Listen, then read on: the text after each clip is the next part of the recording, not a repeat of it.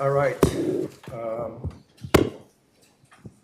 Today is Thursday, May 30th, and I call to order the special meeting of the Board of Directors and Fiscal Committee Joint Work Session. Some comments from my side first, but before I do that, let me make sure we have quorum here from, we've got 1, 2, 3, 4, 5, 6. We've got, right, okay. Oh, good. Yes, good. Before I say anything, I understand that Margaret is on. Margaret, I hope you're doing well. How's recovery going? Can you talk? She needs to unmute herself.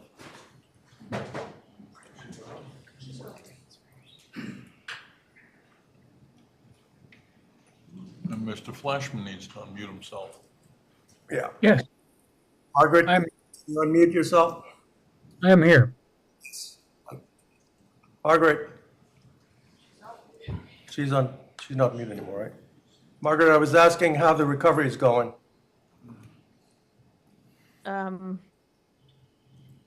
A bit painful, unfortunately. Yep. So, Wish you all the best. hopefully, thank you. I plan on listening and learning much, but probably not contributing a lot tonight. Thank you. Sounds good. Yeah, well, wish you speedy recovery on behalf of the board as Thank you. well. Thank you. Okay, so the special joint meeting that we have today, this is the kickoff meeting for the 2025 budget development.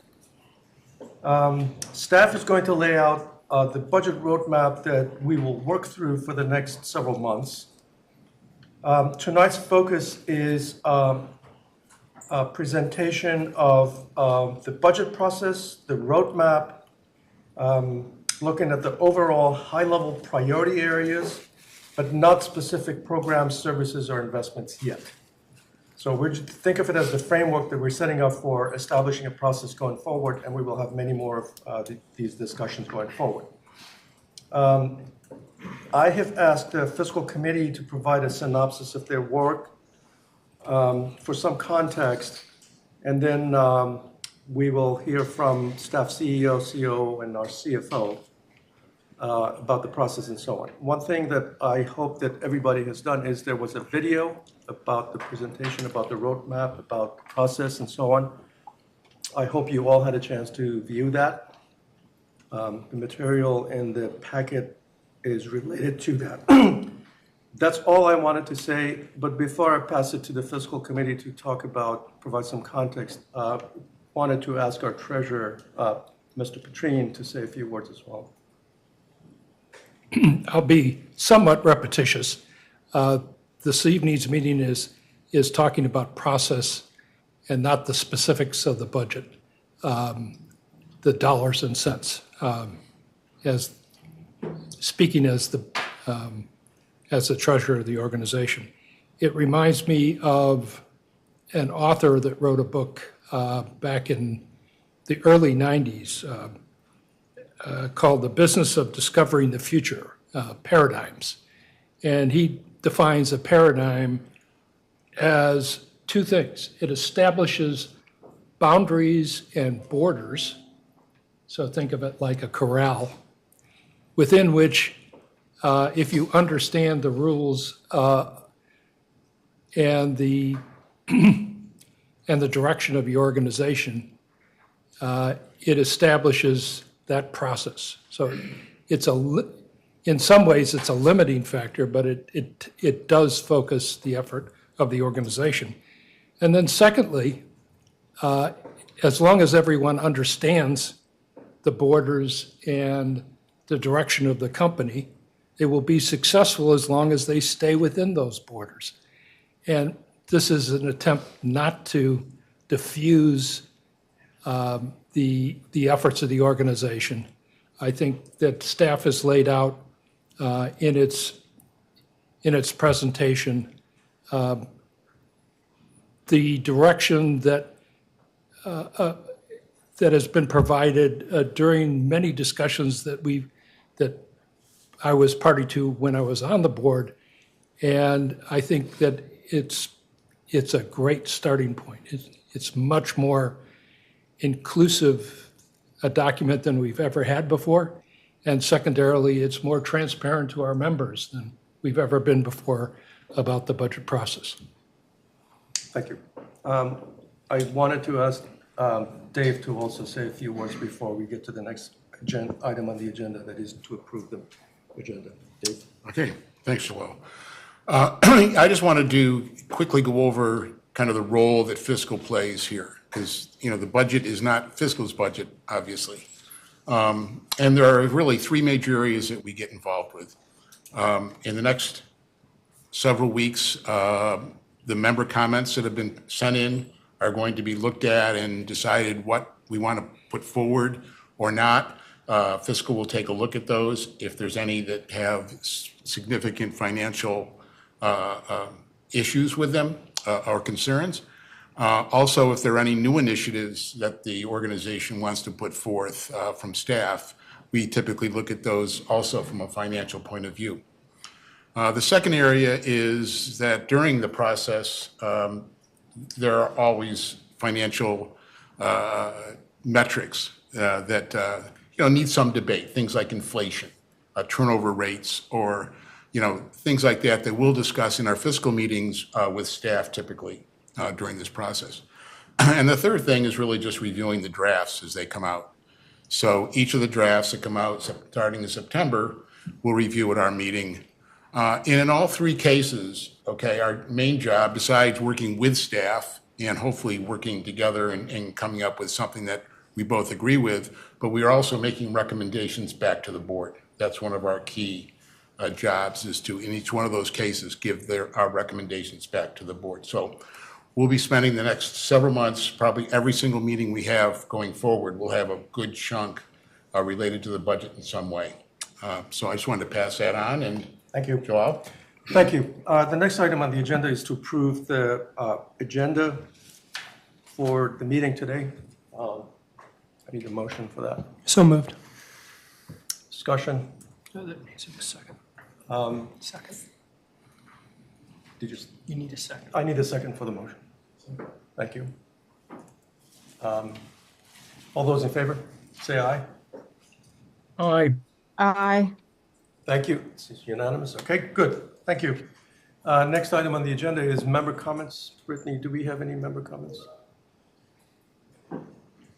We do not have anyone signed up this evening for member comments. Okay. And we'll move on to the next item on the agenda, which is the kickoff meeting, the budget kickoff meeting. Mac? All right, thanks. Can we go ahead and get it pulled up? So as Jalal mentioned in his remarks, we put together a fairly lengthy presentation walking through a fair amount of detail.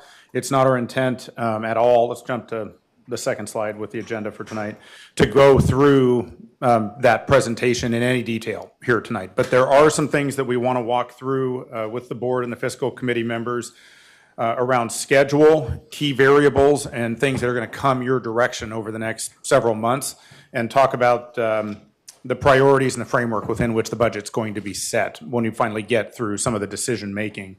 So in order to do that tonight, I'm going to hand it off to Ed here in a minute, and we're going to walk through the first several bullet points. One thing that I wanted to sort of start with to set the framework, for the first time in the last, at least since I've been here, but I'm going to say at least the last 3 years, we have a number of policy documents that the board has adopted that are going to play a substantial role or a pivotal role in this year's financial decision making going into next year. Notably, the strategic plan and the community survey and its subsequent community survey implementation plan. Those serve as guideposts or North Stars in a way that we did not have last year because they were still in development.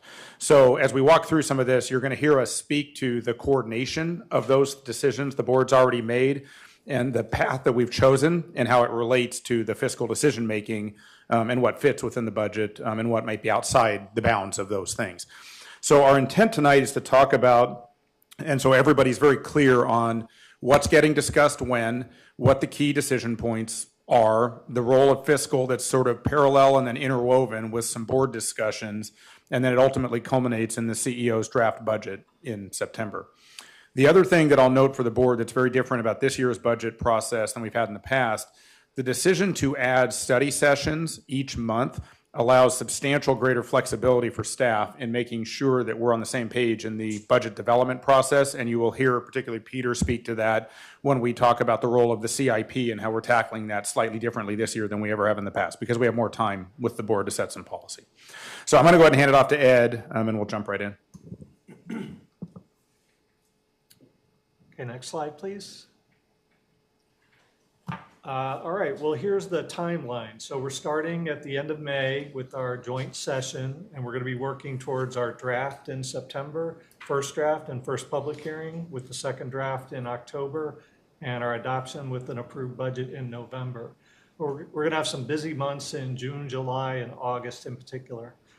June, on the 13th of June in the board meeting, the board will review and decide which of the member suggestions to move forward to the committees for review. So that'll be on the 13th of June. Then the fiscal committee meets on the 20th of June, and that'll be to discuss factors influencing the budget. We'll talk about that a little bit tonight, but we'll talk about it in more detail with the fiscal committee on the 20th. Then on the 27th, we'll have another board meeting. That's when the CEO, Mac, will come out with his memo with a budget outlook, discontinued programs, and new initiatives. I mean, kind of in some initial discussions with the SLT, I mean, I'm not sure we're going to have a lot of new things there, discontinued programs or new initiatives, but if any are going to be proposed, that would be in the memo on the 27th of June. Then July, another busy month. On the 11th of July, that's when there's the Board of Director work session, and the board will determine which member comments to be advanced for pricing. So by that time, the committee will have given some input to the board with their recommendations, and the board will determine which they'd like staff to go ahead and price out. And I will talk on another slide a little bit more detail about the member suggestion process. Also in July, the reserve study will be presented to both the fiscal committee and to the board of directors. Some other things that aren't kind of shown on the slide that'll be going on in July. Each of the department directors are doing a video with some discussion about their operating budget, some of the kinds of things they do, and the factors that'll be influencing their budget. We'll also be going through the new CIP process, trying to make sure we have more realistic permitting dates, for example. That's been an issue in the past, and I know Pete and working with Chris, they have a process envisioned that's going to take those into account. There's also the new rec facilities investment process, which Pete's going to talk on a later slide, but going through that. And another thing going on in July is we'll be doing a comprehensive review of all the fees, both member and non-member. Member kind of using the fee pyramid that we've had some discussion on, and Pete will talk a little bit about tonight, and also looking at non-member fees with understanding that we want more differentiation there between member and non-member fees. Then moving into August, we'll have a second board fiscal work session. And the big thing that we'll be looking at then is the first draft of the CIP. And that'll be coming out earlier this year. As I understand in the past, that would kind of come out with the draft budget in September, but we'll get kind of a month preview of that to try and start looking at the CIP a little bit earlier. In August, we'll also be doing kind of another prioritization discussion with the board on the member suggestions. We'll start getting the pricing because in July, you've kind of let us know which ones you want to price. And in August, we'll start getting some feedback from you all about what the priorities are and guidance on what you'd like to see incorporated in the September first draft budget. And then September, October, November is really just looking at the drafts, the first draft, second draft, and then approving it in November. Any questions on that before I move on? All right. All right, next topic is wetlands and stream mitigation. And we have talked about this in a couple of previous meetings, but it had a good bit of discussion, and so thought we'd bring that up one more time.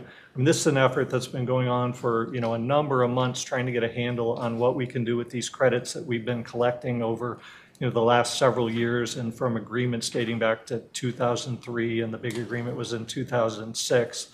But Pete and Tom and others, working with Tony and outside counsel, they were, trying to figure out, where we were allowed to spend those, if we were allowed to spend them. Then Mike Reynolds came on board, our environmental director, and he got involved along with Ben Rhodes, our watershed manager. And we've been speaking with people, including like Larry Butler, going back to history, and WSSI and the VA DEQ and the U.S. Army Corps of Engineers, just trying to get a handle on, what are all these credits that have been received, a little over 4 million at this point with some interest, and what are we allowed to spend? And, we kind of have the CAT fund, the catastrophic fund, that we're really not allowed to spend for the most part unless there's a catastrophic event, and the Army Corps of Engineers and the Virginia DEQ would have to give us permission to spend money there. But the stream and wetland credits, based on the feedback we've gotten from all those parties, for the most part, we are allowed to spend that on stream and wetland related activities to, mitigate issues, improve, preserve streams and wetlands. So we are going to be looking to start spending some of that to help offset some expenses. And, as part of the 25 budget development process, we'll be looking at, the CIP and what types of things are in the triple RF, next several years, and, which ones might be stream or wetland related, and giving you some recommendations of where we might want to start spending some of this where it's appropriate. All right, any questions on that? Yeah, Mr. President, Yes, Director. have we gotten to the point of having, Mr. Flashman has his hand up. Go ahead and let him go first. Let me decide on that. Director Farrell, go ahead. I'm happy to Okay. defer to Thank you. Mr. Flashman. Director Flashman.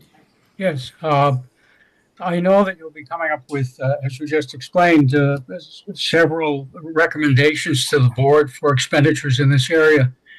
And my question to you is, do each of these specific recommendations have to be approved by the Corps of Engineers and DEQ? No, not to use stream and wetland credits. To use CAT funds, yes, but not to use stream and wetland credits. Okay, so they've given a blanket approval for It's used just, for those it's part of the purposes? agreement, and, like I said, we went to outside counsel and also discussed with WSSI and Virginia DEQ and the Corps, just to verify our understanding, and, our understanding they confirmed was correct, that, if you're using it for stream and wetland related activities, you are allowed to use it, and you don't have to request, one by one what you're going to spend it on, you just need to make sure that you spend it appropriately. Do you have to let them know that you're spending it on that function? You do not, and we've actually had some discussion about, is anyone going to check you on it? And, as far as we know, there really wouldn't even be a check, but obviously we'd want to do it appropriately in case the EPA or anyone ever did come back to us. But, as we can tell, there wouldn't really be a formal process or check and balance on it, but, we'd want to do the right thing anyways, of course. Okay, thank you. Director Farrell. Thank you. Two things. Have all of this back and forth resulted in something in writing that the board can have in front of them as we go through this process? Yes, so we produced a memo that we can send out again. We also have concurrence from outside counsel and from the Corps and WSSI, so we can package all that together and share it with the board. So it would help in the course of deciding this? Of course. And let me ask one specific question. Do we have an interpretation that says yay or nay on using the wetland funds to do the lake dredging? Dredging would be included if we chose to include it, yes. Thank you. And Mike Reynolds, I know you're in the back. I mean, do you agree with all that? Anything to add, or? Nothing to add. We did do this extra due diligence. We have a lot of support for this. We have, I can't remember the percentage yet, but 20 to 40% of the CAT fund. Sorry, just as a general note, if we ask for staff comment, I'll bring them up. Otherwise, they're not on the tape.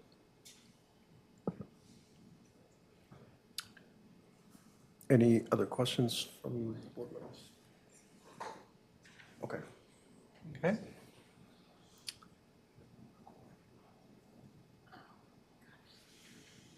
I think we're ready for next slide, please. Okay, member suggestions was the next area. And, we have received over 60 member suggestions to date. And, kind of to the right there, it has a bit of the process. the 13th of June, as I mentioned on the earlier slide. That's the board meeting when the board is supposed to determine which members' suggestions to move forward to the committees for further review. And, we're going to try and make that process as easy as possible for you. We don't want to just dump a whole bunch of member suggestions on you and have you figure out what to do with them. So we're going to provide it in some sort of logical format, sort of sorted, and try and give you our recommendations of, which ones we might suggest that you want to move forward into which committees so that you can, more expeditiously review those and disposition those on the 13th. And then after the 13th, some other dates coming up. The 1st of July, that is the deadline when the board, committee, and member suggestions are due. And just a reminder that since the date was pushed out of when those suggestions were going to be due, committees aren't going to have a chance to review all of them, the ones that come later in the process.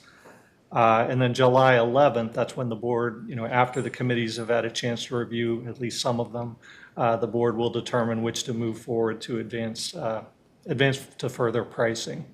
And, again, we'll try and make that, as easy as possible, giving you recommendations there as well. And then in the month of August, it's not really shown there, but that's where we probably have another iteration to get some feedback from you all about prioritization and which ones, you'd want to see in the September 11th draft. Any questions there? Yeah, I have a question for you, Ed. So are these deadlines cast in stone? They're not going to be changed? And I'm coming from this point of view that, are we doing enough outreach, letting the members know that they have an opportunity to provide input? And if some find out that maybe they missed the deadline and they feel like they want to provide input or suggestions. I mean, these are the formal dates for Yeah. the budget process. I mean, that being said, members are allowed to kind of speak at any board meeting they want to discuss things. And, I guess we could take it under advisement, but we really want to try and stick to these dates because, on the 11th of July, there will be a board meeting, and that's when you would kind of determine, these kind of are set because of when the board meetings are. You may recall that the original deadline was going to be the 15th of May, and back in, it was before I started, but I believe it was the March board meeting, a decision was made to push it out to 1 July to give members a chance, and after pools had opened and there was more activity. But I know Kara and the communications team and everybody, they've made a lot of efforts to outreach. There's sandwich boards in various places. We've, sent out emails and it's on the website. I did a little video. So, we've tried to communicate as best we could and we did extend the deadline. And, the feedback I've heard from a number of people is that, I wasn't here prior years, but as I understand it, we've gotten a lot more suggestions and a lot more, good suggestions that, we'll be able to consider.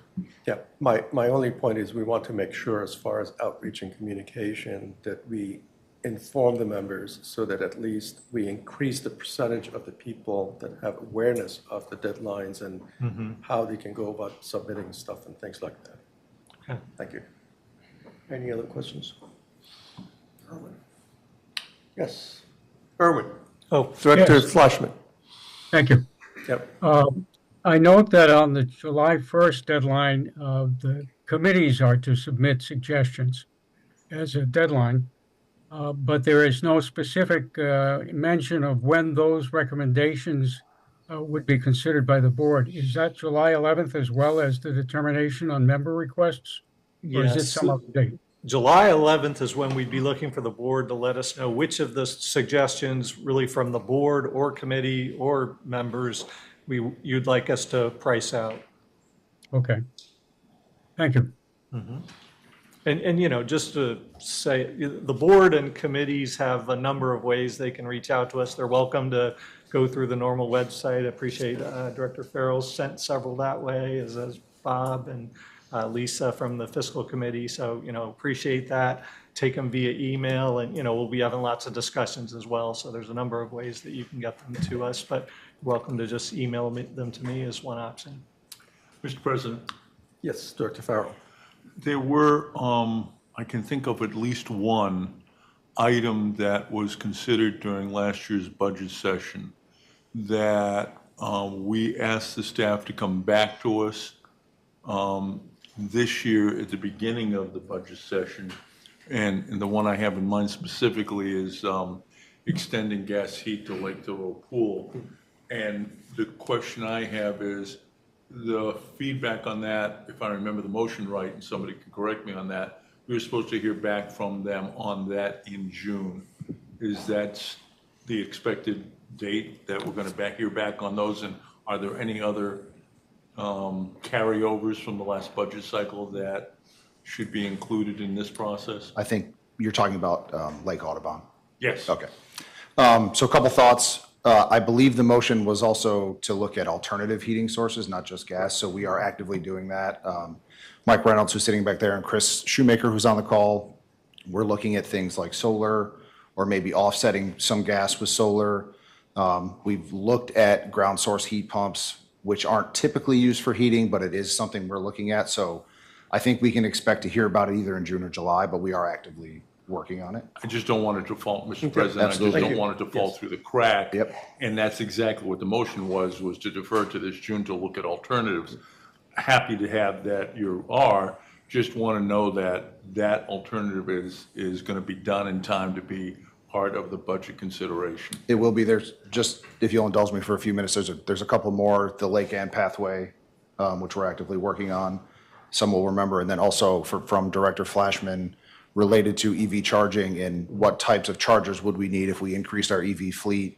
Is a supercharger something we should be thinking about? So those are the three from last year that have carried over to this year.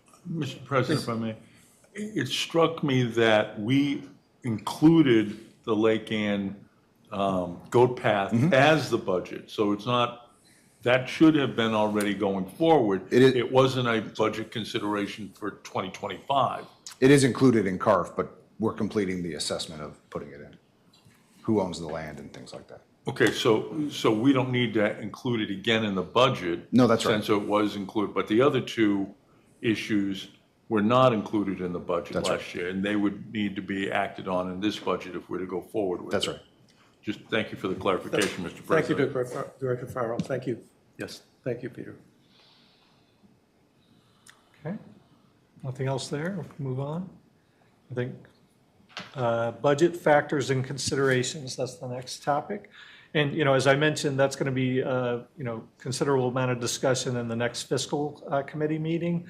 But here are some initial things that we're thinking about, and kind of at the bottom there, I'm open to thoughts on others, but we'll discuss it in detail in fiscal. But inflation, certainly one, we'll be talking about, the CPI, what assumptions we want to make there. Kind of, inflation in general across most of the things that we might buy, but then also talking specifically about a couple big areas, insurance and benefits. And as was discussed in the memo that was included in the package, we will be getting our insurance rates for the next year, starting in July of this year through the first half of next year. We'll know that relatively soon. And then we'll, have to make some sort of assumption for the second half of next year. And benefits, we'll, make some assumptions early in the budget process, but as we get farther along, we'll kind of know what they're going to be next year.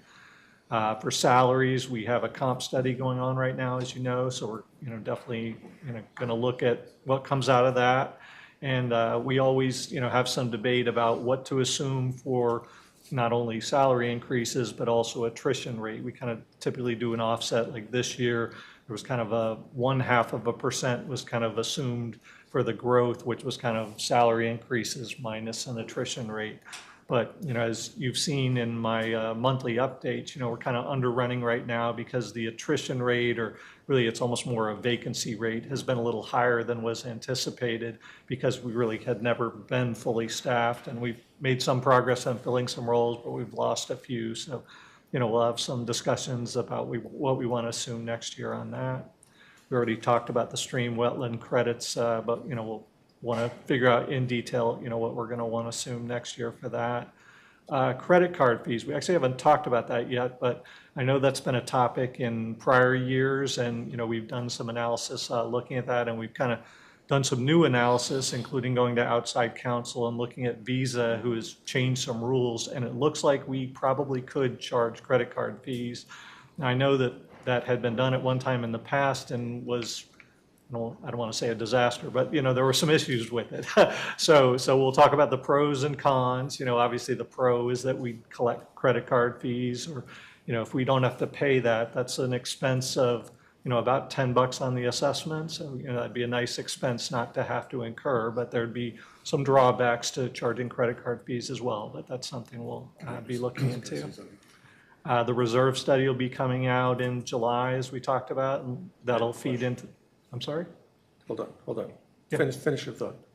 Finish. I was just going to the next bullet was the reserve study, and, we'll get that in July, and that'll feed into the CIP. But, was there a question? Sure. Yeah, Dave. Mr. Kerr? I just want to make sure that when we look into the credit card fees, that we're talking about a surcharge, not a convenience fee. Those are two Correct, very and different things. You're right, And because we Visa requires you instituted to call a it a convenience fee last time, surcharge. which wasn't what we wanted to do.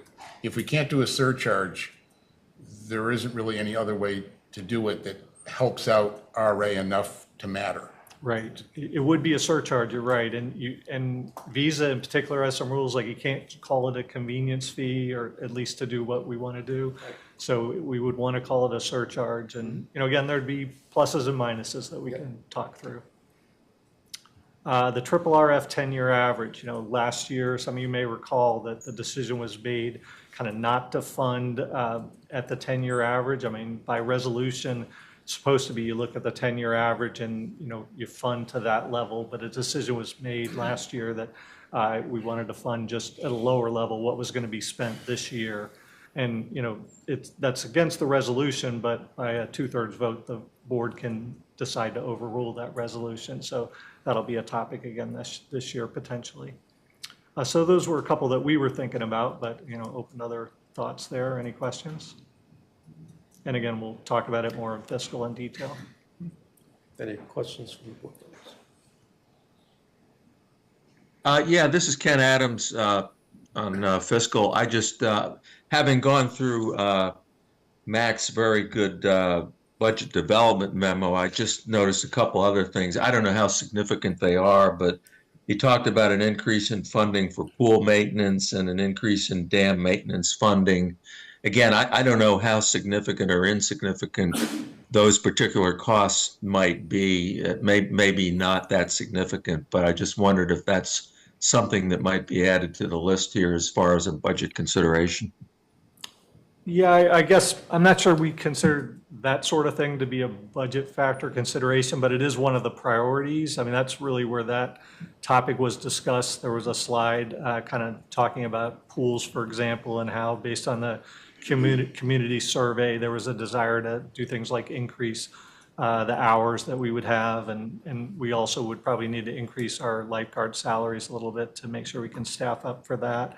So I guess that's a consideration, but we weren't kind of lumping that into this kind of area, but it will be a part of the budget for sure, and it will have some impact. I mean, I don't think it's a huge impact, and we'll kind of see, as was kind of mentioned earlier tonight, we aren't going to be talking through, detailed numbers yet, but we'll certainly be getting into that as we go farther into the process. Great, thank you. Mm-hmm. Okay. I think we can move on, and I think Mac was going to talk about the priorities. Well, I will speak just very briefly to this. I'm not going to go through each one of these. We went through in detail in the video what is driving or behind and what these mean. What I wanted to speak to tonight is there is a coordination between these policy documents that the board has adopted, particularly numbers 2 and 3, with an attempt to achieve number 1. So the idea of making sure that we are focused on the members' highest priority needs as articulated in a physical sense through the community survey, and then aligning with our strategic plan. You will see the strategic plan on the right show up in all of our documents going forward with an analysis of how individual items fit within that document or may lie outside of that document. You heard Ed speak to a couple of the things that are coming down the pike. So we identify things like continue to build a dynamic workforce. We have not done a salary and comp study in many years, so there will be another variable coming later in the summer, and things like benefits costs and staff retention efforts that fit into that type of thing. And then as we get into some of the CIP and/or other physical facilities, the idea of prioritizing maintenance of the existing facilities, that's actually going to show up in a number of different ways, both in an operating sense and a capital sense. That was probably the highest takeaway from the community survey rather than thinking about new facilities.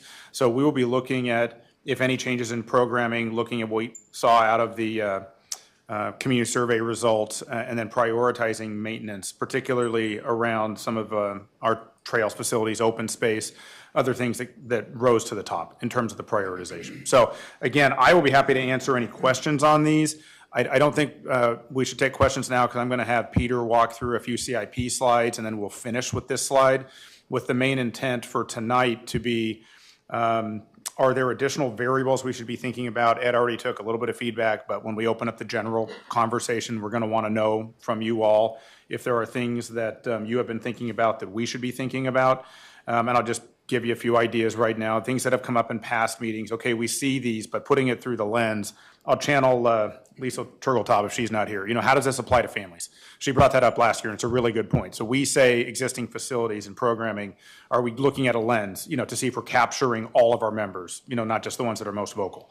So be thinking about that when we come back to the last slide, and we can talk about the priorities and how they're going to be implemented. With that, I'll hand it off to Pete to walk through a few slides. Thanks, Mac. So if we go to the next slide, so as a nice change of pace tonight, I get to talk about some fun stuff. So here, we've kind of socialized at the last Board of Directors meeting talking about this benefits-based fee pyramid, and we talked about it at the fiscal committee as well. So as staff is going through this exercise, I thought it was important to maybe just talk through a case study of how this is working and maybe get some feedback from the board. What we heard loud and clear at the last meeting was we don't want member fees to increase, which is we all agree with. So looking through this case study, looking at an event we call the Reston Association Dog Paddle. Last year, we charged $15 to members and $20 to non-members. We bring in around $10K for the event, but actually only costs us around $1K for food and maybe some prizes that we hand out, but it's not a huge expense event. So when we're going through this process and looking through the benefits-based model, it's more about what do members get for their base assessment and not having to pay extra fees to come to these types of events. So if you look on the slide, we're currently treating this event as a level 3 or a mostly individual benefit event where folks pay and we're sort of recovering the cost plus of the event, where we could look at it from a perspective of this is something that should benefit all members.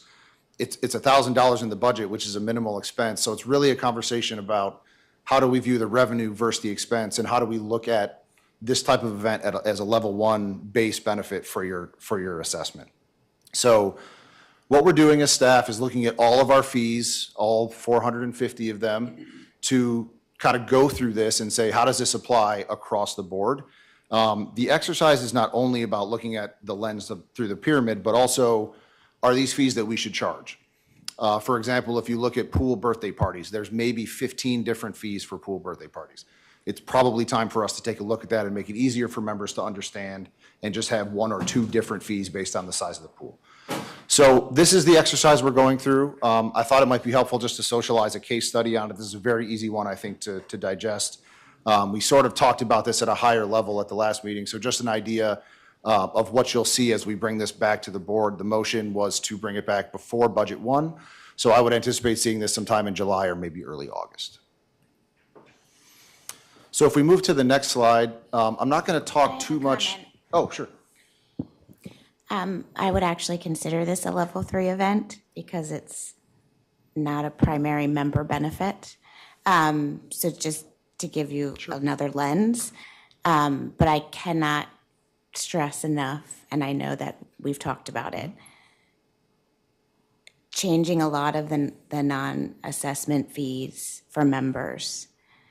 I would just be very careful, and please heed the board's request to look at non-assessment for non-members. That's actually a really great point. So as and I may have forgotten this, but as part of the process, we would look to not only decrease the RA member fee, but increase the non-member fee. So thank you, Jennifer. I appreciate that. Okay, so moving to the next slide, I'm not going to talk too much about the actual development of the CIP. We spent some time at the last Board of Directors meeting talking about some of the inputs into the new CIP, like the community survey and the reserve study. And as Ed laid out, The reserve study will be presented to the fiscal committee and to the board in July. What the reserve study will show is the condition of our assets and how soon those assets should be replaced based on best practices and the condition of that asset. So when Chris and I come back in July and the DMA, who's our contractor doing the work, they'll talk the fiscal committee and the board through the condition of our assets, what our investments may look like, and then it's up to staff and the board to make decisions about the years of that investment. But rather tonight, I'd like to talk a little bit about the recreation facilities investment process. So in my 1 year with RA, I've heard bits and pieces about this process. And it got to a point where I asked Director Juszczyk, and she was kind enough to give me some time to talk me through the genesis of this, and Director Farrell has done the same. I actually had an opportunity to spend some time with PrAC last night and talk about it as well.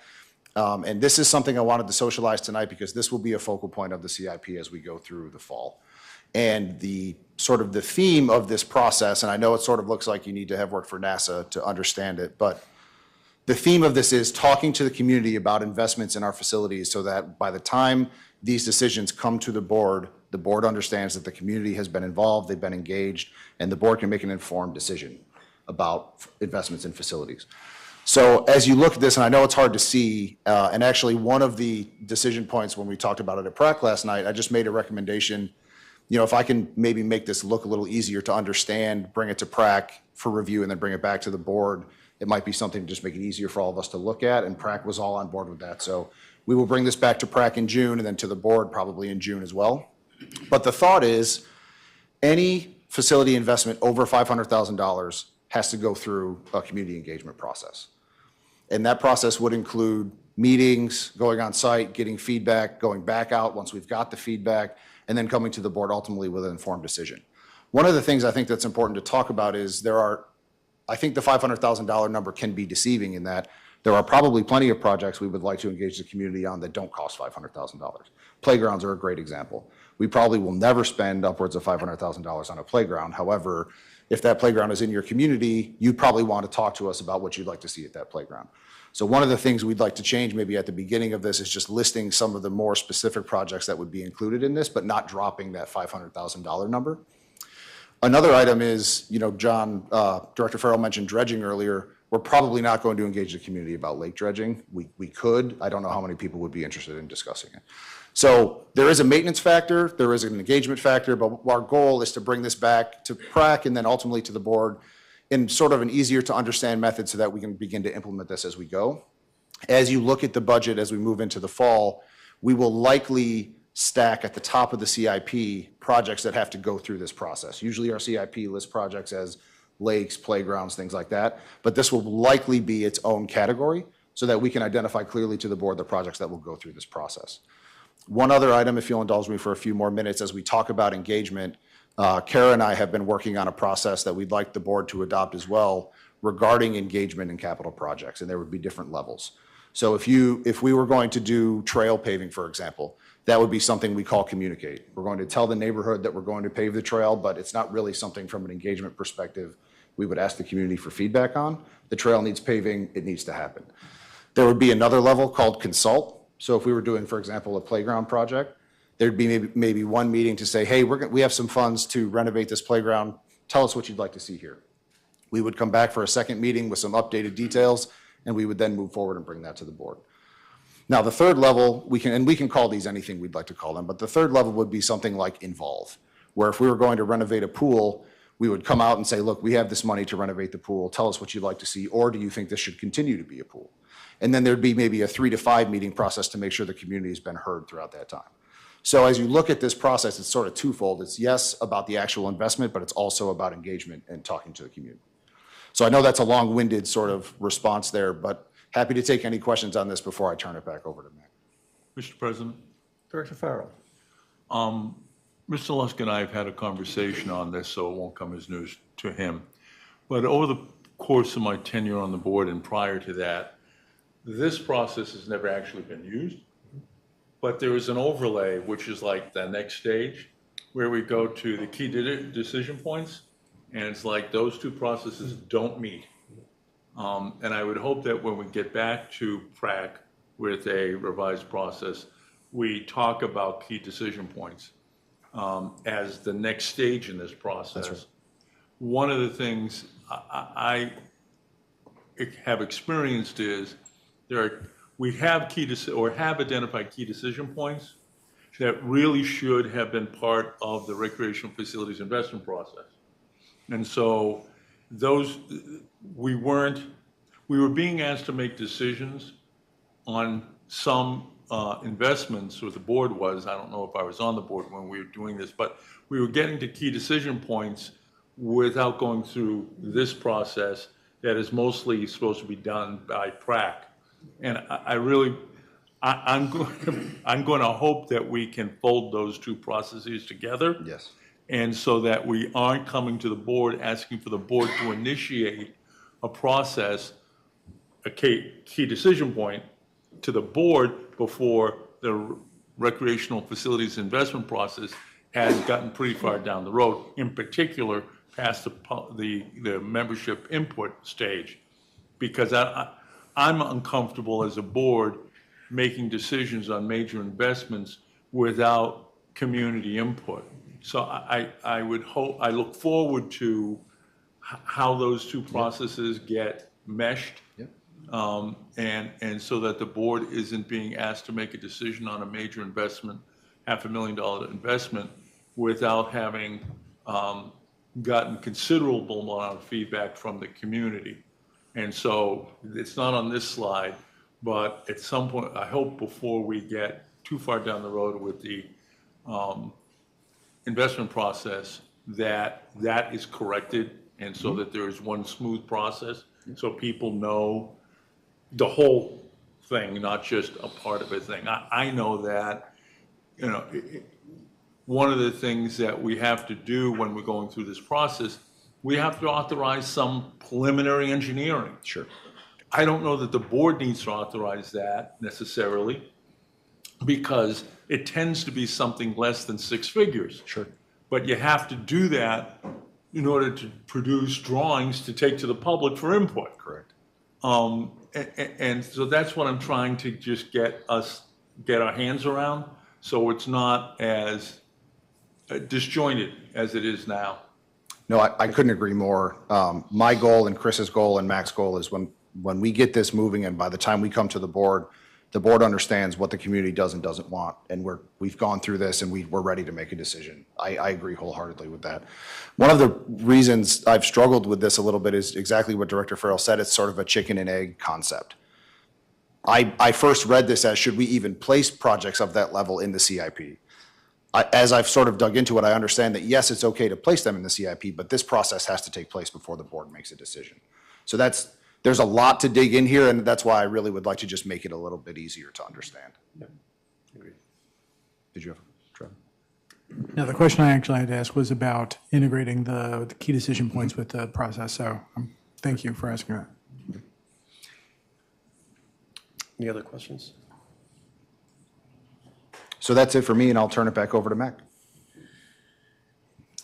So just sort of stitching this all together, the intent of bringing everybody together tonight is to go through the process. And one of the things that Ed and I are talking about quite a bit right now is how to continue to reinforce what we've done, what we've already decided, what we're deciding tonight, what the next steps are, and that sort of thing. Make it easy for everybody to understand. Our intent is to lay out as deliberate and strategic a budget development process as possible, given all the policy that the board's adopted and how it will be applied to fiscal decision-making going forward. So in so doing, we sat down, we talked to the SLT, Pete, Ed and I got together, took the themes, took a look at the policy documents the board has previously adopted, and put together this as a list of budget priorities that we intend to use as a filter going through the budget development itself through the summertime. I think the concepts up here, hopefully none of them surprise anybody. Many of them are sort of similar language to the policy language that exists in one of those numbers 2 and 3 documents.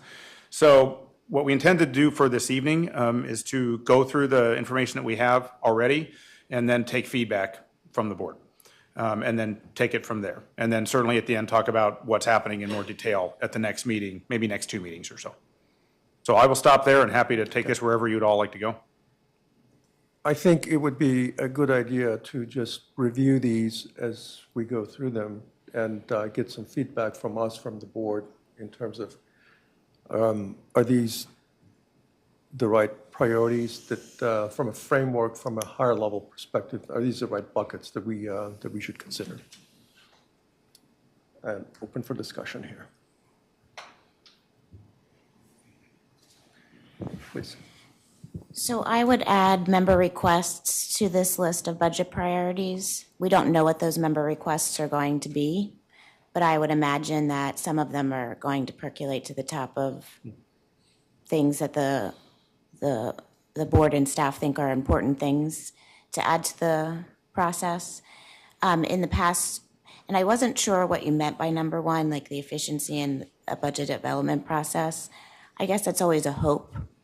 But at the end of the day, you know, if it's not efficient and we still have to work through a budget to get to a budget, I'm all about spending as much time as it takes versus the actual efficiency of the budget. But I am interested, and we have discussed in past years about finding, having staff find some efficiencies within the operations.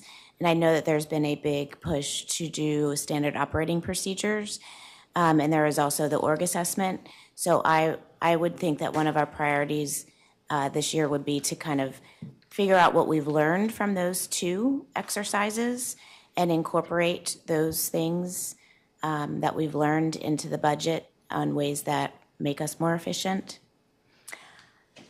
I also wouldn't object to capping out an assessment increase amount or giving staff a maximum that we're interested in so that we don't debate it highly, you know, towards the end of the process. Director Juszczyk, do you think this would be the right time to have that specified, or should we wait until the next round to get some details on this? Or do you want to make that a subjective, Right. So we either do as it opposed to a now number? or we do it in September. I mean, I don't know that there's a time. There's nothing really Yeah, in between yeah. here in September.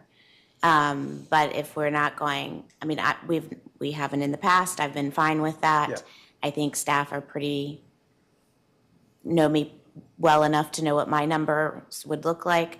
But like I said, from a board perspective, I know that sometimes staff have asked this in the past when I've been on the board, and even before I got on the board. Is there a range that, you know, the board would be tolerable of, or at least a maximum that they can work from? So that would be a not to exceed, And not to exceed. not to yeah. exceed, as opposed to not a lower bound. Well, my range would be 0 I know, to, of course. you know. Everybody's gonna be 0. But yes, and not to exceed is fine with Yeah. me.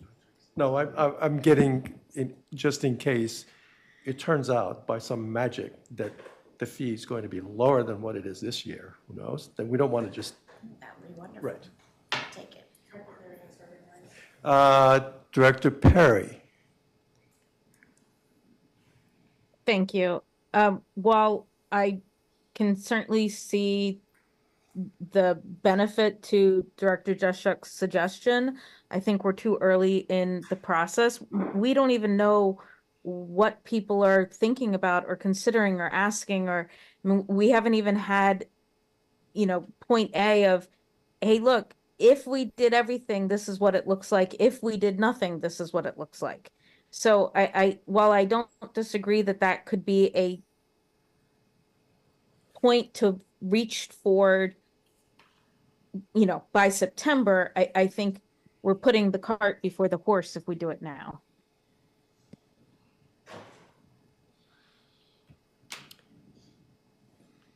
Would you like to comment? I can see both sides. Yes, Dave.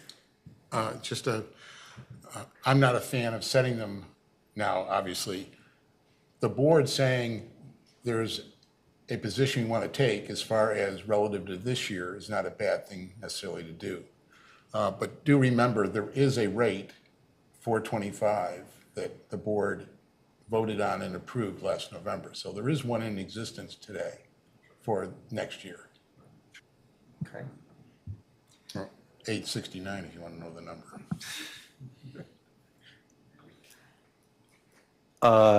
Director Johnson. Yeah, I wanted to actually support Director Juszczyk's position. I think it's responsible of us to put a cap on what we expect to raise the assessments to, if we have to at all. That would, I think, put a lot of our member suggestions and our own suggestions into the appropriate financial context. Yeah.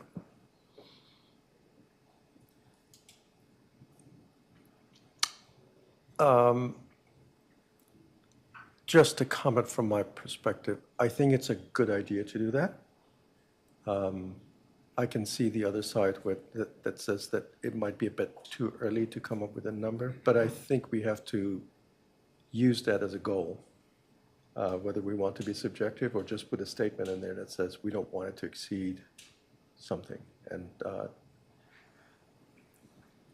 I think generally speaking, I favor that. Any other comments from our board members? Director Flashman, you have your hands up. Yes, since you've asked for comments, I will give you mine, and Please. I think that it is much better to wait, perhaps till September, until we have a much better idea of what it is that is being proposed as an actual budget and what it involves in terms of the details, so that we're in a position to make not an estimate that is pulled out of the air without any reference to the facts, but one that is based on what the real costs may be for the services and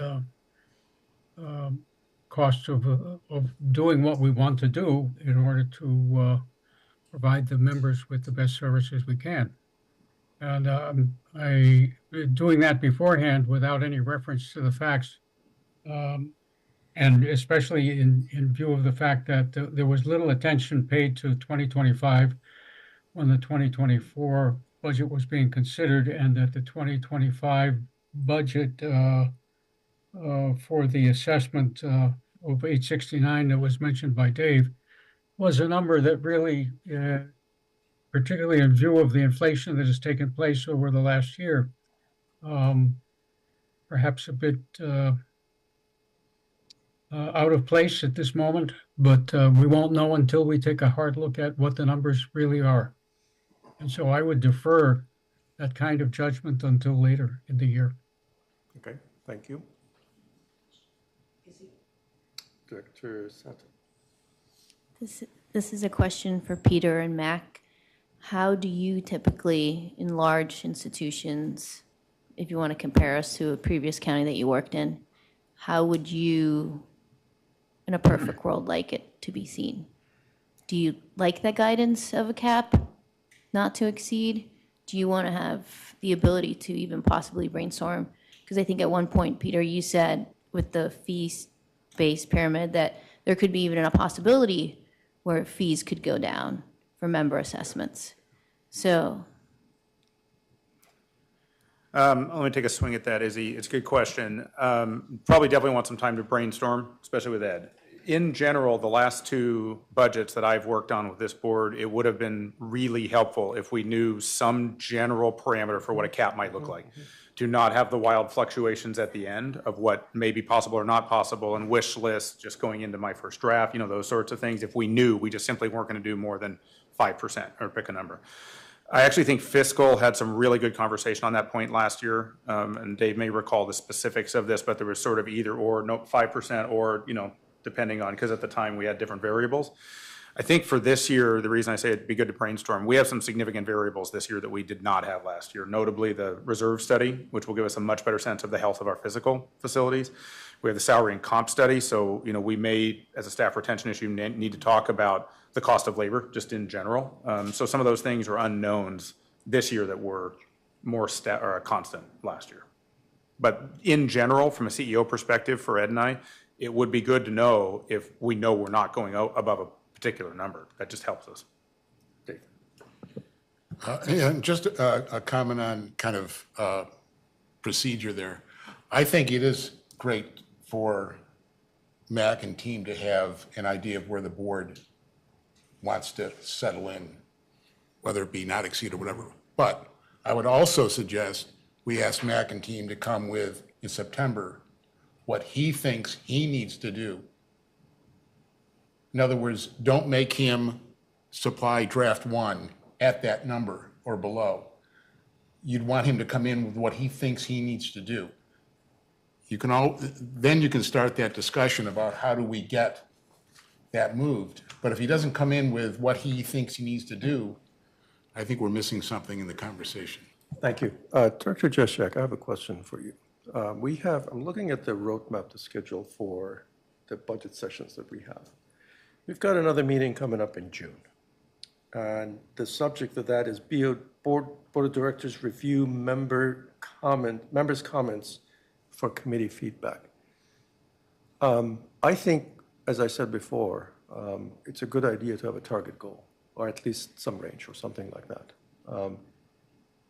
How do you feel if we wait until at least get maybe into the June session and see if we can kind of get a better understanding of what we're looking at and then provide that guidance? That work for you?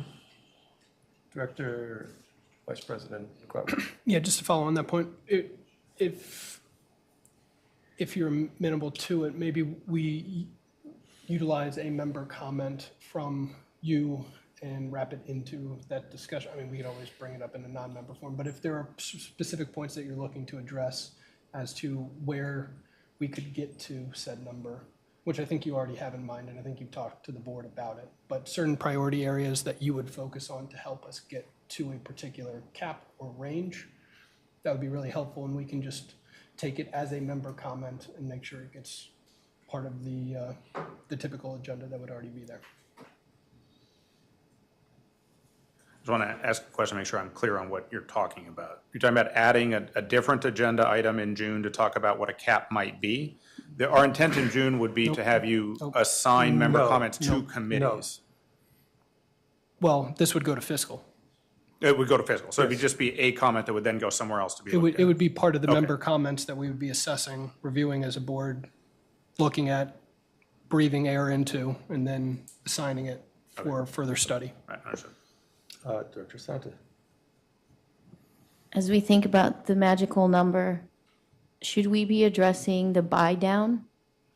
Like the actual point of view that we want from this board? Because coming to a number, I think we can get to it and finesse it. But I think the buy down, as I saw the budget discussion last year from a member perspective, was a very it was a very flexible conversation where it was very late at night.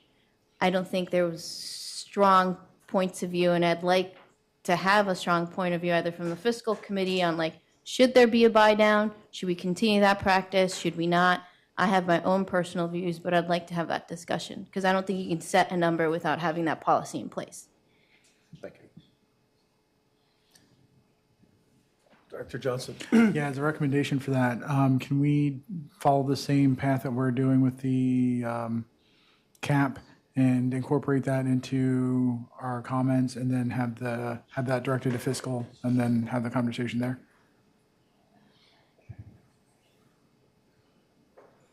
Any comments on that? Does that work? Sure, just because it's all out there, just so everyone knows. If you go back and look at historical documentation, we have offered advice for at least the last couple of years that the buy down is not a sustainable practice to use over time, that it can be used to artificially mask the operational budgets particularly. So you will certainly see that in past stuff. But if it's going to come up again, fiscal is the right place to go, for sure. Okay. Mr. President, Director Farrell. so we did this dance last year.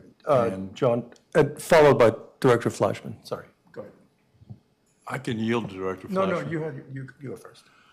We did this dance last year, and we kept coming around and round and round with the number, and the number kept changing. And part of the reason the number kept changing is that we were in the middle of a year. And part of the problem with, to Director Pryor, prior comment, part of the problem with doing this is we don't know whether we're going to have a surplus or a deficit until next year, until the next budget year. And I'm concerned, I know that we have expenses that we're not going to incur because we have positions that were not filled on January 1. We have positions that are still not filled. And so to the extent that money was allocated for those positions, and those positions weren't filled until later in the year, or those positions were not filled, may not be filled at all this year, we will have what I'm going to call surplus cash. People can call it a different thing, but the idea of a buy down is really about returning to the membership money that we collected from them this year that it turns out we didn't need. And I'm not suggesting that we were malicious in collecting that money, because a budget is a guess, always is. But to the extent that we've collected more money than we needed this year, it's not a buy down. It's simply a decision not to accumulate money that wasn't needed for the operation or money that wasn't needed for the expenses. And the question is, what do we do with that money? And quite honestly, I don't think we addressed this question. It got pushed off into a discussion about cash reserves, a conversation I'm happy to revisit. But if we're going to talk about, we use the pejorative buy down. Well, another way of looking at it is refund, because it's their money. And if we don't need all of it in any given year, where's it go? I don't think I got an adequate answer to that question last year, and I hope to get a better answer to that question this year. But the question comes is, it seems to me we ought to be able to get a quarterly statement as to the extent to which we have surplus cash. We collect 80%, remind me, 80% of our cash is in the door by March 1. So we ought to be able to have a number there, especially when we have I don't know, how many positions are currently vacant that were budgeted? I I'm want to say hearing it's 10. around, 9 or 10 is probably about the Okay. right number. So, that's somewhere between $500,000 and $1 million. And I don't know, how many FTEs worth of salaries we didn't have to pay out in the first quarter because we didn't have those positions filled. But again, it ought to be a reportable piece of information. And I would want, because one of the things I'm concerned about if we adopt, and I won't vote for it, a cap this early in the process, that we're effectively saying to the membership, we don't care what you want. We want to put a cap. And if what the accumulated suggestions from the membership, and we're a membership service organization, exceed whatever cap we adopt next month or June or July, we're effectively using the cap to say, sorry, you don't get what you want. I don't think that's the way a membership service organization ought to run. So I'm not in favor of setting any kind of goal today. I know that others on the board may disagree with me, and I respect their disagreement. But I think we really need to be holding off any conversation until we get a decision on what member initiatives we want to pursue or price out, and how they would impact a budget before we start sending money, because then the cap becomes the veto. And I don't think that's the way an organization such as a homeowners association ought to be run. Thank you. Thank you, Director Farrell. Director Flashman, followed by Director Perry.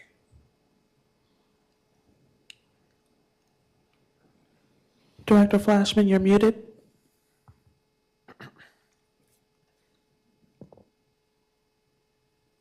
I'm sorry. Many of my concerns have been addressed by Director Farrell. I do want to emphasize, however, that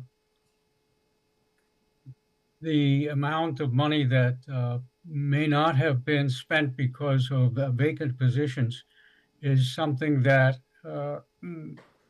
it, to a certain degree, is known now, as a number of positions, which are SLT positions, have been filled. And so presumably those will continue to be filled through the year.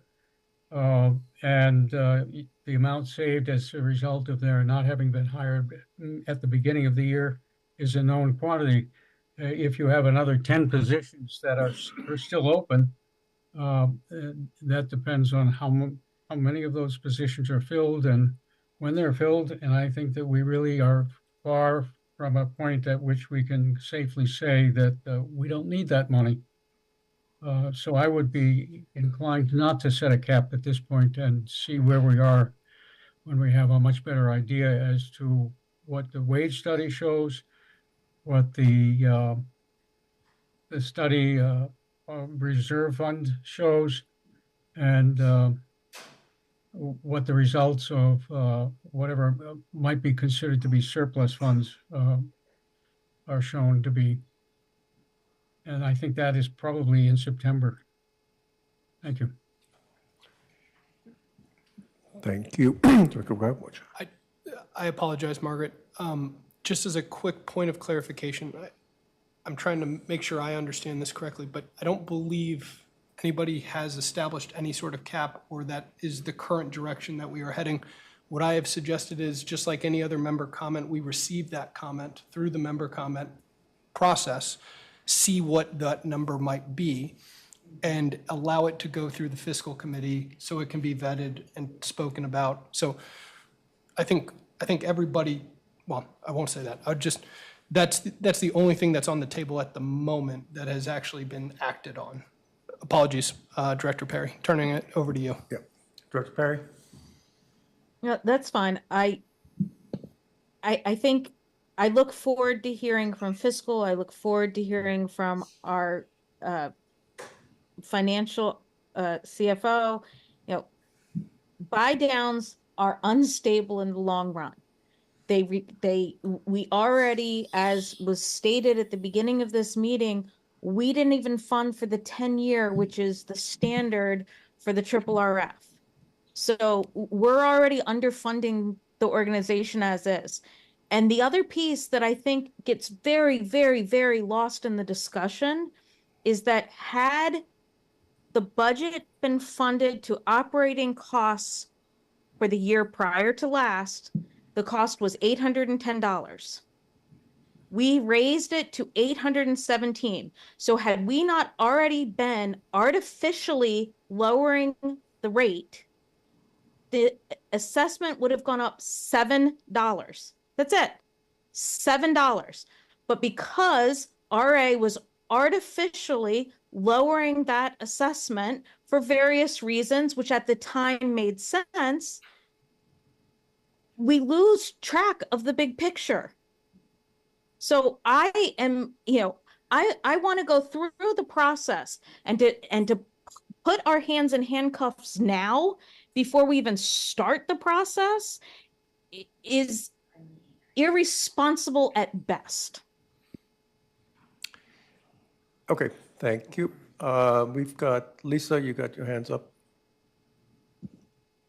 Yeah, thank you. So, as a member of Fiscal for some time, Fiscal has had a consistent position over many years, and that, the fiscal position generally is the organization should pay for its expenses, right? And there's not much more that Fiscal can say in Fiscal about that. So it's like, if you send, what does Fiscal think of a cap or not a cap? We could take it and we can debate it, but if I was a betting person, I bet we come back in June and say we believe RA should pay for its expenses, and the number is what the number is. That being said, there is a very low tolerance from, if past behavior is a predictor of the future, which it generally is, there is a very low tolerance of the board to raise, 5%, 10%, to raise the assessment fee by that much. I mean, for anyone on the board right now to say, I'd be willing to accept a 50% raise in assessment based on any of these analysis that was done, is we're kidding ourselves, right? Like we're just going to end up the same place we were last year, which nobody really appreciated. So we know, and I think almost everyone here can say there's no one on this board that's going to vote for 100% increase in assessment. So that's a start in the cap, right? There's probably no one on this board that's going to vote for a 50% cap in assessment, right? So there are these caps that are already in there. I think maybe what would be constructive to staff right now is to do what they ask, review a cap and assessment, and let's just say what are we able to do that people want that's within 10%, and then tell us what we should be doing that is above it. Put that in a separate bucket. So if we raise it by more than 10%, then we need to look at those items and pay for them. Because what happens at the end of the year, and I think what everyone wants to avoid, is that we don't cap it, we get lots of budgets, and then lots of projects get approved at the last minute that just weren't factored in there, and then no one wants to pay for those projects. So that's where the buy down comes into play. So I do recommend that, that some guidance goes to management so they could start their process, that tell us what we can do that people want within a 7%, split the difference between 5 and 10 within a 7% increase in assessment. Maybe that seems palatable to people on the board. And then tell us what we should be doing that's not included in that. I think some kind of guidance makes sense at this point, because we know 100% is not the answer. We know 50% is not the answer. We're really arguing somewhere between 5% and 10%, or 0 and 5%. And giving some guidance on that, I don't think is unreasonable at this time, just judging in how this process works before. That being said, additionally, the comments that are made on surplus and excess cash, those are fair comments, and they just need to be handled with this way. I don't have an opinion on it either way, except that we should recognize that in years we do run significant surpluses, and there hasn't been a good answer on what that means or what we should do with it or how we should think about it.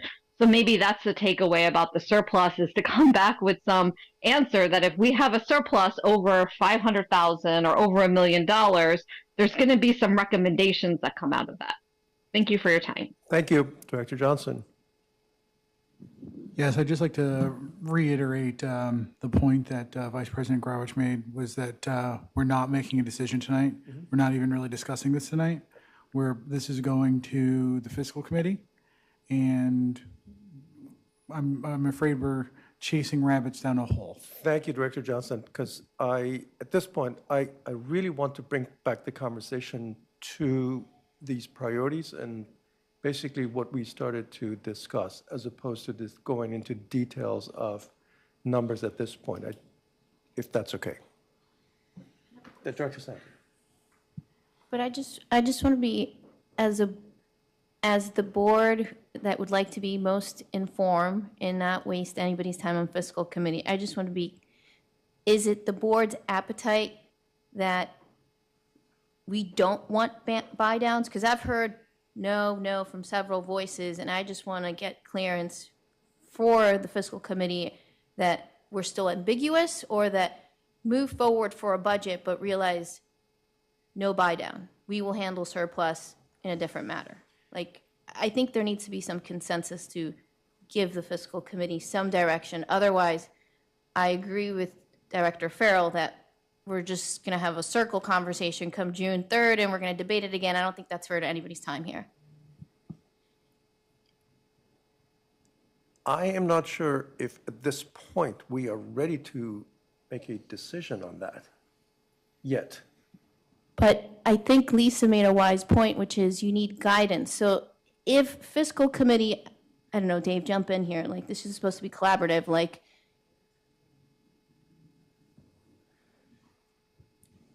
The fiscal committee is against buy downs. They've been against buy downs every meeting that I've been in the last several years. So their answer to us is going to be, don't do a buy down. So then, MAC is going to follow that? It's the board that has chosen to do the buy downs. And if you're asking for my personal opinion, I'm fine with buy downs. It depends upon the circumstances. But when we do not spend member money throughout the year that we thought we were going to spend, I don't really consider that a buy down, but people call it a buy down.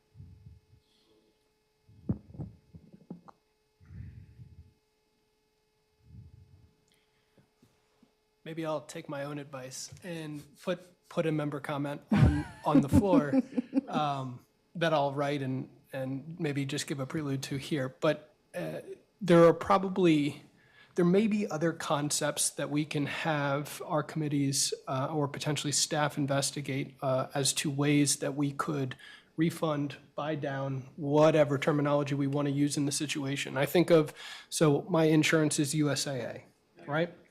So every year USAA gives me a small portion of their profits.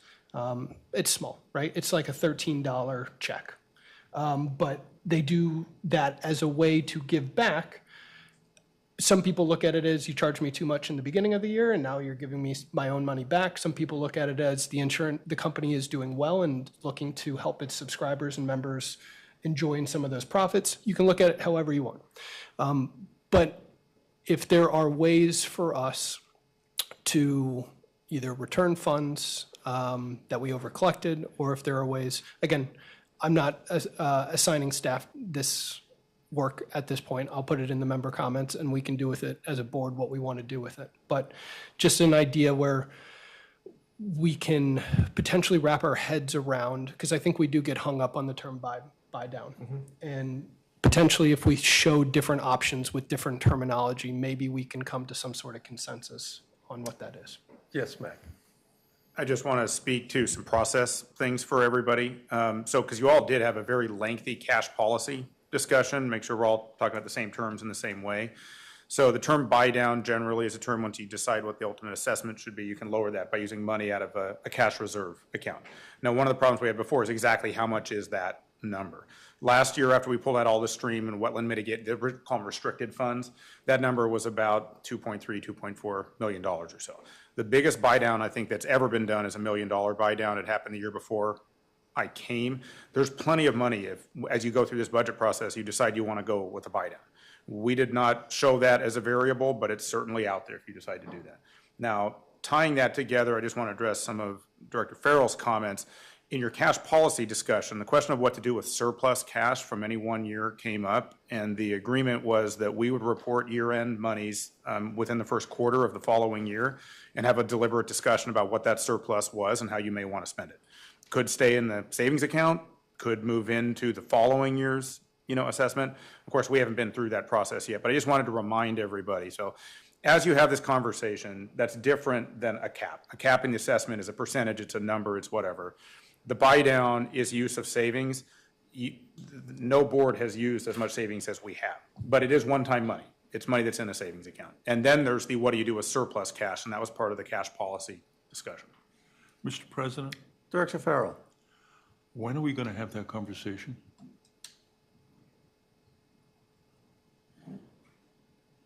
Which conversation? Surplus. We were supposed to have it in the first quarter. It's May. In fact, it's the end of May. I think you decided that in March, it might have been February. Were you expecting it that next month? I would expect it sometime in the first quarter that we'd know what our surplus was from the prior budget year. I haven't heard it. Anybody? So, I understand it might have been at fiscal, but it should have been at a board conversation. And a board decision as to, I beg your pardon, and a board decision as to how to use those funds. Since we weren't going to use those funds for a buy down, and there were some problems, and that number went all over the place. But by the end of the first quarter, we should know what surplus we ended the prior year with. And I'm wondering when that's going to happen. I've been waiting to get our CFO involved in this conversation, and he just raised his hand. So please, go Well, ahead. To answer Director Farrell and, folks around can correct me if I'm wrong, but I believe the month before I started in March, that was when the report was given as to the end of year financials, the cash as well as the profit and, income. I don't, the treasurer, do you not recall? It was in the 28th meeting report. But it wasn't just about what the number was, but what do we propose to do with it? And that conversation is yet to happen. And so I'm asking, when do we plan on having that conversation? And I don't need an answer right now. I'm not trying to put anybody on the spot. I'm just trying to recognize that we were supposed to have a conversation about what do we do with the surplus. And that conversation hasn't happened at the board level, which is where it has to happen. So maybe somebody can come back to us at our next board meeting with a revisitation of how much it was and what we propose to do with it. Thank you. Dave. Yeah, fiscal does not like the term buy down. Maybe that's the hard part, is the term. Since I've been involved, starting in 2017, I've seen three: $1 million, $500,000, and $1.3 million. In 2019, I won't make this long, but in 2019, fiscal suggested a cash operating policy that actually returned funds on a regular basis when they found that at the end of the year, they had what they believed to be surplus funds, okay? That was voted down at the time and never involved. And so we've done these $1 million buy downs, terrible way to do business, because you're giving a huge benefit, and then all you're gonna do, if everything goes wonderful the next year, you're gonna raise that assessment right back up again. So and the first quarters, you're not gonna have knowledge you can't give any return money to members in the first quarter of a year. There's no physical way to do it. You have to do it through an assessment. You can't write checks, I don't think. So we ought to work on a way that we can maybe look at that, okay? But, we have to get people in some agreement on what the actual surplus number is. That's been the hardest part of all, because what we might think is surplus, some board members may not think is the same number, okay? So work to do maybe, but also, I'll add one other thing. Guidance versus cap, okay? Guidance to Mac and team is a really good thing to do. A cap is not a good thing to do. So let's just bring this conversation to a little bit of closure here in terms of whether we want to do cap or guidance and when we want to do that. And also Director Farrell's question about what is that number for the surplus, or what that number, what is that? Where is it? Are those things that you guys can? On the surplus, we can get back to you with some thoughts on that next board meeting. As far as the guidance or the cap, I don't know if Mac has a preference. I'm looking at Director Juszczyk because she brought up the concept first. Are you amenable to maybe just waiting a little bit until we get our hands on some more details as far as what the member comments are and also what that surplus is, so that we can kind of be better prepared to make a decision on where to go? Yeah, my understanding was you guys didn't have an appetite for it. I let it go about 15 minutes ago. I got the suggestion to put it in a member comment, and I moved on, so I'm good. Good, thank you. All right, thank you.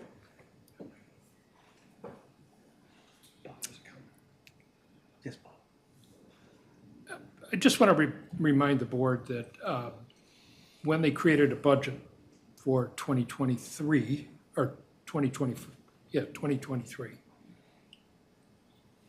The net revenue after operating expenses was intended to be $2.5 million. There are two reasons that it was $2 million over that. Number one, $1.5 million in stream mitigation credits that were received that weren't budgeted because they couldn't be anticipated. And secondly, people costs were less by $500,000. So that's the difference. The net revenue of this organization is not the typical net revenue. The reason that there is net revenue or an operating margin is to supplement incrementally the capital budgets. That's the only reason that it isn't that we don't zero out at the end of any year. If we didn't have any assets that you had to maintain over their useful lives, you could do as USAA does, which is to return the excess to your members. We can't do that justifiably, because if we don't incrementally increase the capital reserves to meet those capital expenditures over the next X number of years, we cannot continue to push out repairs or replacements. We're going to end up at some point doing one of two things, either financing, which will be an ongoing responsibility of the organization. You will not get out of that conundrum. It just won't happen. Or number two, you're going to have a special assessment.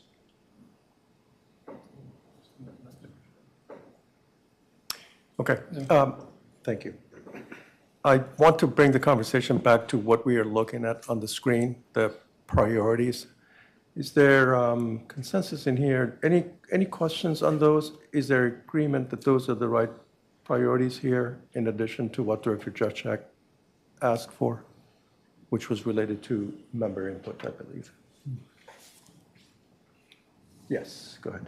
I had member input and then I had efficiencies gain. Those are my I two. believe you got those. Yeah, thank you. Okay, so Director Dodd, did you? Okay. Okay, no worries. Okay, so we've talked about a number of things, and I think the general consensus here is that these are the right priorities, plus the ones that Director Juszczyk mentioned. Yeah.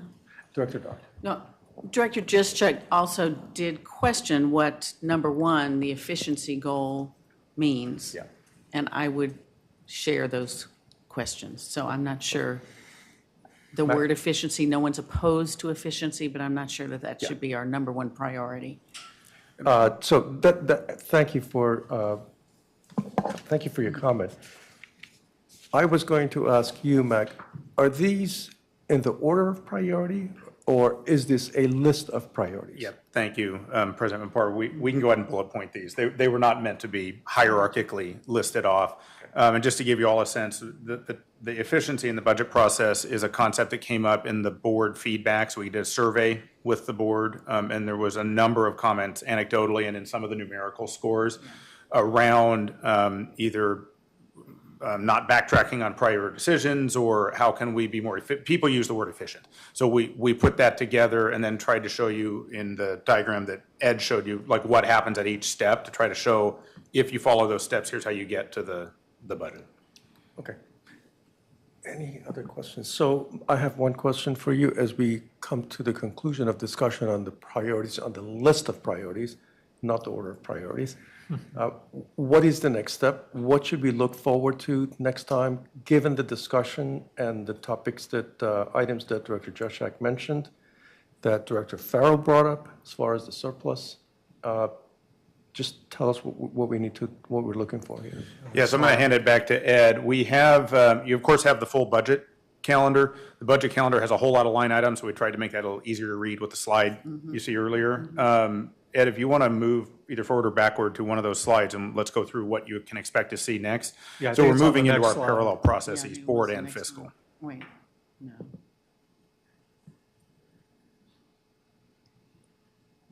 we could, there we go. So next steps, and, you know, there were some additions discussed, like talking about the surplus, so we'll add that in as well. But the next step is the board meeting on the 13th of June. And just a reminder, really, the next step is you'll get a packet the Friday before that. And as I mentioned, you know, we'll try and make it as easy as possible, providing you the member suggestions in a format, you know, the best we can come up with our recommendations of, you know, what you might choose to do with those as far as which you want to send to which committees for further investigation. So that'll be the board meeting on the 13th with the packet to come the Friday before, which is next Friday.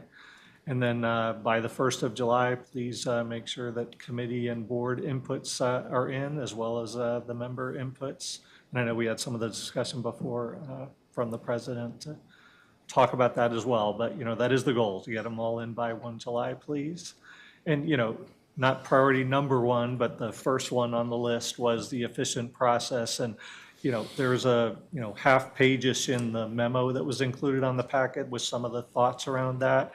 But really our goal is to have an efficient process that gets us to a approved budget in November with, you know, as little pain as possible, you know, trying to have a very solid draft in early September. So as I mentioned, there'll be a lot of activity going on in June, July, and August to work towards having a nice solid draft in September that we'll review, you know, decide what we need to do with it to work that second draft for October's review, and trying to have it all ready and good to go for approval in November. So, you know, we'll be working with you to try and make that process as efficient as possible, you know, giving you inputs in such a way that you can review them and get us your feedback and inputs. And, you know, we'll try and incorporate those in a quick manner. Yes, Director question? Ed, please correct me if I'm wrong, but I kind of view the June 13th meeting to be more of a trim of member comments, eliminating stuff that isn't related to the budget, right? That the board should be looking at in other respects. We do not feel is at all worth the time of our committees to investigate. Correct. And then the July 11th meeting would be more of the pruning of the comments, because you're getting them down to a level that you are actually assigning staff members individual tasks and research projects to go and bring us back. So when we talk about deliberation, debate, discussion, back to Director Santa's point, I really feel like we want to get content over to our committees and not do the heavy lifting next meeting, next session. But that July 11th session, we will need to be prepared to have some pretty significant conversations, because that's when we're actually assigning work to people. That's when we're actually expecting numbers in return, and we want to get everything that we're asking for. So we need to be somewhat cognizant of what we are asking about. Again, that's my understanding. If anyone has a different way, please let me know. If I could just clarify a little, so the 13th of June, it's which to move forward to committees and which to eliminate and not move forward to committees, but also which committee to send them to. You know, we have a number of committees, so, you know, one for the pools, we might say goes to PrAC or whoever. So we're going to kind of take an initial cut for you of all the suggestions, which ones should go to which committees. So you, and the answer might be none, you know, go to no committees, or they're going to go to PrAC or whatever committee. So it'd be which to move forward and to which committee. And you could move a member suggestion to multiple committees if it applies to multiple, but you probably wouldn't want to send every suggestion to every committee. So it'll be which to send to which committees. And then the committees, you know, do some review and get some analysis back to you, so that in the 11 July meeting, that's when the big decision is which you want us to move forward with pricing. Okay. If that helps clarify a little. Thank you. Director Santa.